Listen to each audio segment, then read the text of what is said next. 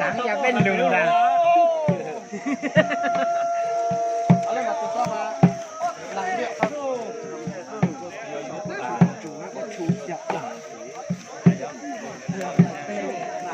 những các người cho kiểu có xe tổng có chủ tử đấy.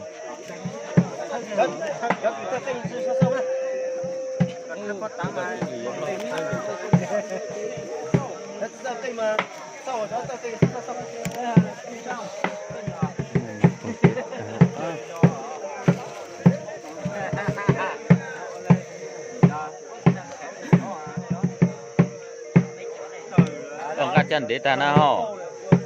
cá chỉnh lôi thắt la họ nụ. Nhát tha cho thực sự để lỗ mà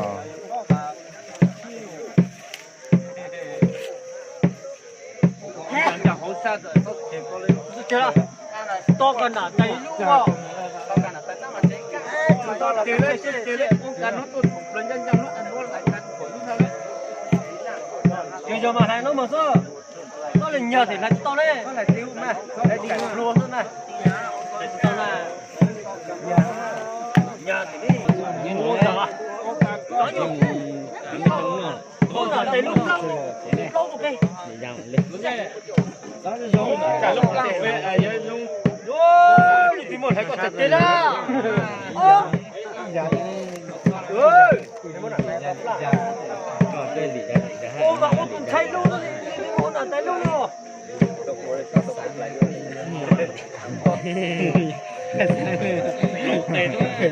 sáng nhà bao liều ôi cùng như nhau luôn 오, 눈로, 이거 짱어. Nhô lụ đang ô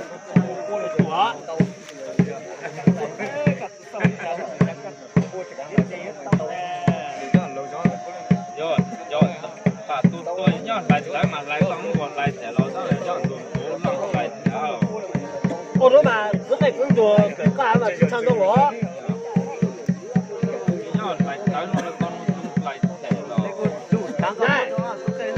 tôi nhớ luôn nói mấy chục con lại số lên tôi thấy to